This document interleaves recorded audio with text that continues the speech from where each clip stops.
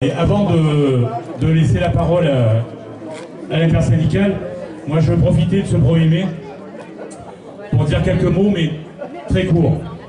Et ce 1er mai, je voudrais le résumer à une question. Quand on va arrêter de se faire défoncer par le capital et les politiques? Quand allons-nous dire stop?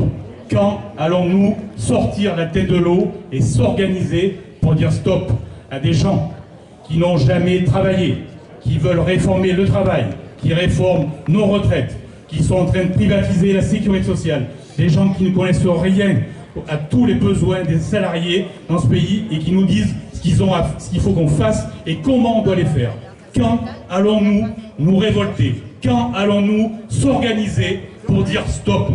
Aujourd'hui, ils ne sont qu'une centaine, soit le capital ou les politiques, et nous sommes des millions, plus de 60 millions de Français et plus de 30 millions de travailleurs. Quand allons-nous se rassembler tous ensemble pour dire stop? Nous voulons vivre décemment. Encore ce matin, je prenais mon café et j'écoutais sur RTL2, par les nommés, une ministre qui nous disait comment il faut que les salariés travaillent, que les salariés à 60 ans, ils sont encore productifs, que le fait de partir à 60, c'était de l'utopie, que les mutuelles d'assurance, c'est quelque chose de fantastique. C'est faux, c'est le 100% sécu qu'il faut. Aujourd'hui, tous les salariés sont en train de pleurer dans les entreprises pour que dans leur NAO, la part de l'entreprise soit plus haute. Non, tous les salariés devraient dire voilà, on arrête de payer des mutuelles et on donne un quart de ce qu'on donne aux mutuelles à la sécurité sociale. Bravo. Et là, tout est réglé. Bravo. Moi, j'espère qu'une chose, c'est qu'un jour, et sans tarder, on sort tous la tête de l'eau et qu'on ne vienne pas faire de l'entre-soi et qu'on se dise oui, nous, tous ensemble, salariés, retraités, jeunes, on va s'organiser et se révolter pour un monde meilleur. Je vous remercie. En ce 1er mai, force est de constater la violence des attaques faites partout dans le monde à l'encontre des travailleuses et des travailleurs. Partout dans le monde, et particulièrement depuis le retour de Trump au pouvoir, l'extrême droite se déchaîne. Des États-Unis en Russie, de l'Italie à l'Argentine, d'Israël à la Hongrie, et dans bien d'autres pays encore, des dirigeants d'extrême droite, alliés aux grands milliardaires, combattent la démocratie et le respect de la dignité humaine. L'extrême droite s'en prend frontalement à l'état de droit. Elle attaque le droit à l'avortement, à l'éducation, ou encore les droits des immigrés ou des personnes LGBTQIA+. La guerre commerciale ouverte par les États-Unis constitue une nouvelle étape de la déstabilisation mondiale au profit des plus riches. La lutte contre le réchauffement climatique est d'une impérieuse nécessité, mais elle est enterrée et les chercheurs sont muselés pour permettre aux multinationales de faire toujours plus de profit. La remise en cause de l'aide au développement par les États-Unis, mais aussi l'Europe, va pénaliser des centaines de millions de personnes, à commencer par les femmes en Afghanistan, au Yémen ou encore dans des dizaines de pays africains. Racisme, antisémitisme, islamophobie, discrimination.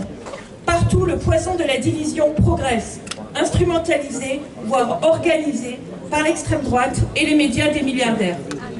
En Ukraine, comme en Palestine, des peuples crèvent. Nous réaffirmons avec force notre exigence du respect du droit international pour que les conditions d'une paix juste et durable soient imposées et afin que cessent immédiatement ces massacres. Dans ce contexte de surenchère guerrière en France, le président Macron a annoncé de nouveaux investissements militaires en mobilisant des fonds publics, sans que les impôts ne soient augmentés. Les dividendes versés aux actionnaires battent pourtant toujours des records. Déjà sont annoncés des milliards supplémentaires à trouver au budget 2026. Le budget 2025, adopté sans vote et par 49.3, prévoit déjà 23 milliards d'économies de dépenses de l'État, soit le budget le plus austère de ces 25 dernières années. Le gouvernement choisit donc une politique d'austérité. Au prétexte d'une économie de guerre, il mène la guerre sociale.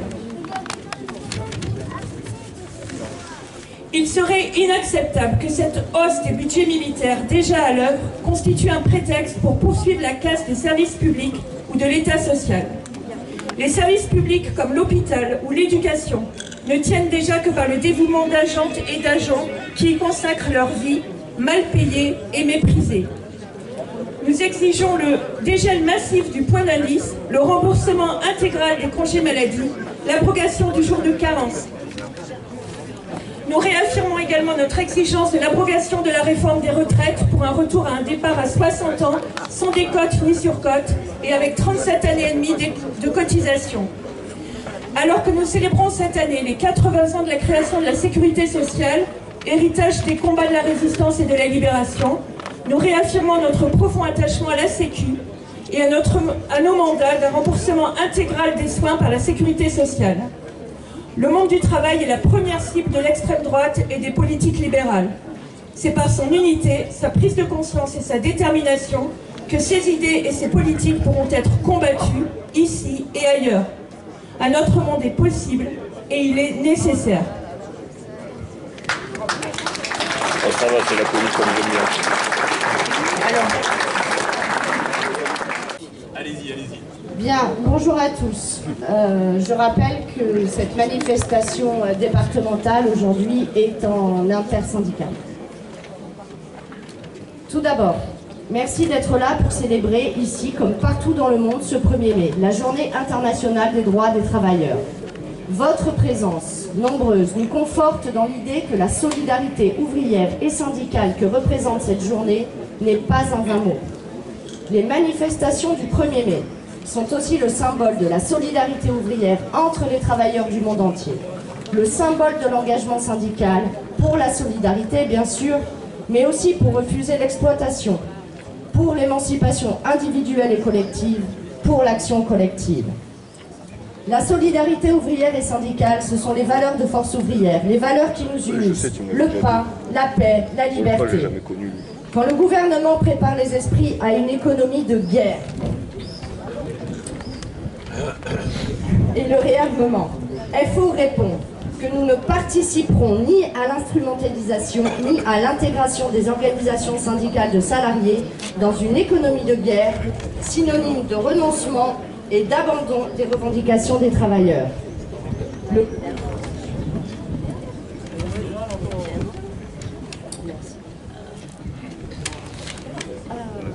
Le contexte international est certes inquiétant, avec une aggravation des conflits, notamment en Ukraine et à Gaza.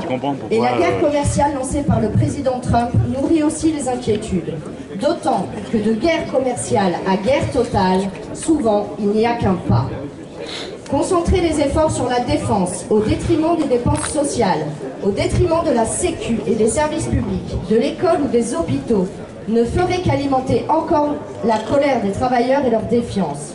Force ouvrière réaffirme de l'argent pour l'école ou les hôpitaux, pour la recherche et la culture, mais pas un euro pour la guerre.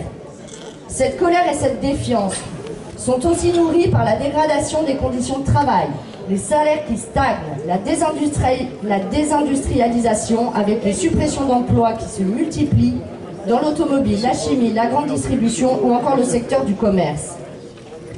Cette année, notre sécurité sociale aura 80 ans et Force ouvrière en a été à l'origine. C'est aussi cette exigence de solidarité qui a permis sa création. Mais il faut rester sur nos gardes, car depuis 80 ans, la Sécu est un acquis sans cesse rogné et menacé. Depuis des années, toujours la même petite musique pour dégager des économies sur la Sécu, alors qu'on la prive de ses ressources avec près de 80 milliards d'exonérations de cotisations sociales qui ne sont toujours pas compensées.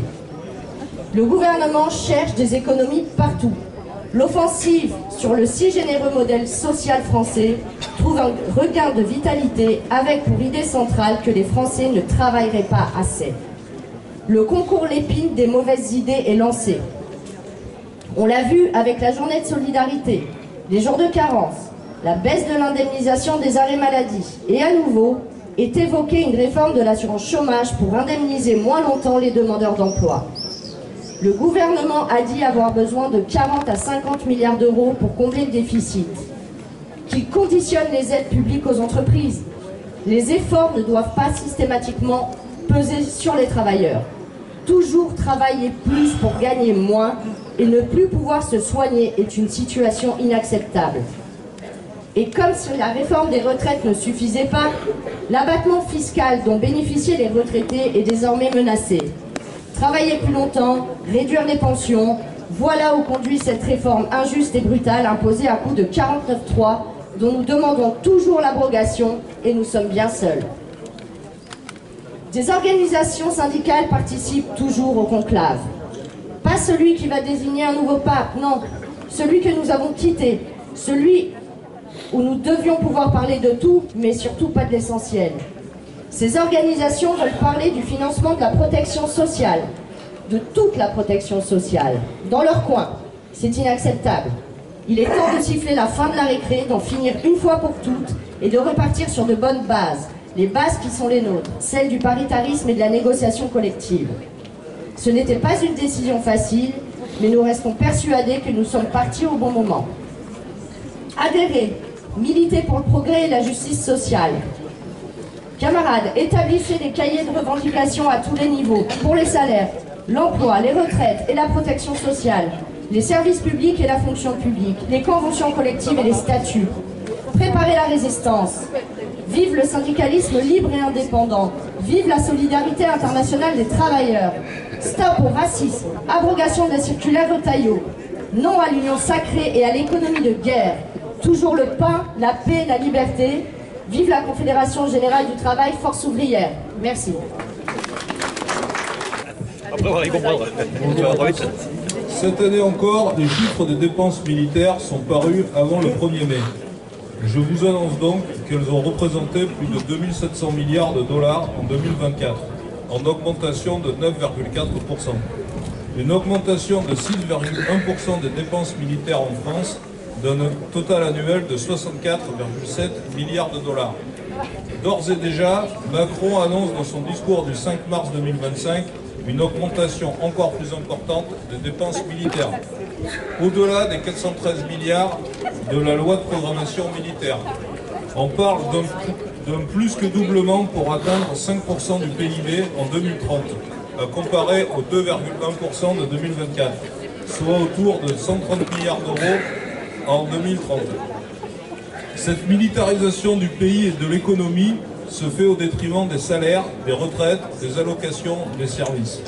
Bref, on presse les dépenses sociales et le bien-vivre pour enrichir les patrons du complexe militaro-industriel. Même les salariés des entreprises d'armement n'en profitent pas. Chez Thales, 1,42 milliard de bénéfices, zéro augmentation pour les salariés et de suppression de postes. Pour reprendre les mots de Jaurès, redoublons de vigilance, car le capitalisme porte en lui la guerre comme la nuée porte l'orage. Le mouvement de la paix se tient à vos côtés pour porter un message de paix et de culture de paix, pour permettre la justice sociale en France et avec nos camarades dans le monde. Bravo. Sachez bien que cet hiver, beaucoup de salariés n'ont pas pu chauffer correctement. Il faudra s'en rappeler pour la fin de l'année. Beaucoup de salariés n'ont pas pu se nourrir correctement. Et combien de salariés et de retraités n'ont pas pu se soigner correctement? Alors, comme j'ai dit tout à l'heure, il est temps de s'organiser pour des biens fondamentaux tels que l'énergie, la santé. J'ai oublié aussi qui est important aujourd'hui pour se déplacer, c'est de plus en plus compliqué. Tous les transports sont attaqués, tous. SNCF, c'est une catastrophe ce qu'ils sont en train de faire. Donc moi je pense que c'est beau, on est tous heureux, c'est un beau 1er mai, mais pensez à tous les problèmes qu'on a pu avoir depuis le mois de janvier, et ces problèmes-là, ils vont s'accentuer de plus en plus, et ce ne sera pas quand on aura la tête dans l'eau qu'il faudra se réveiller. Donc organisons-nous. Et j'ai oublié tout à l'heure, vive la CGT et vive le 1er mai. Voilà. Je me lance des fleurs, et d'ailleurs il y a du muguet à vendre encore si vous voulez. Petite promotion. Et j'en arrête là avec le capital. Avant toute chose, je voudrais vous dire bravo à tous. Bravo vraiment d'être réunis aujourd'hui pour honorer la fête des travailleurs. Une fête qui est au-delà d'être un jour chômé dans le monde entier quand même. rend hommage avant tout à celles et ceux qui, par leur labeur, font vivre notre société. Les artisans, les commerçants, les salariés, les paysans, les agriculteurs. Votre présence aujourd'hui honore la mémoire de toutes les personnes qui se sont battues pour que la France devienne le pays des droits de l'homme, pour la conquête des congés payés, pour les conditions de travail, pour qu'elles deviennent dignes et rémunératrices, pour notre sécurité sociale, qui cette année fêtera ses 80 ans, ou encore pour le droit de vote des femmes, qui a été acquis il y a tout juste 80 ans également. Ces luttes ont forgé notre histoire et notre identité, mais elles n'appartiennent pas au passé. Ces luttes sont aussi les nôtres. Le Parti communiste français a été l'artisan de tous ces combats aux côtés des travailleurs et aux côtés des syndicats. Aujourd'hui encore, nous continuons de défendre chaque travailleur, quelle que soit sa religion, quelle que soit sa couleur de peau et quelle que soit son origine. Car la reconquête du progrès social et sa réussite ne reposent que sur le rapport de force que nous pourrons constituer tous ensemble contre le capital. Ne vous y trompez pas, nous sommes la classe de celles et ceux qui s'usent et meurent au travail. Sur les 20 dernières années, plus de 3000 agriculteurs et plus de 20 000 salariés ont perdu la vie au travail. Sans oublier les 13 millions de blessés, ou encore les 5 à 10 000 suicides annuels.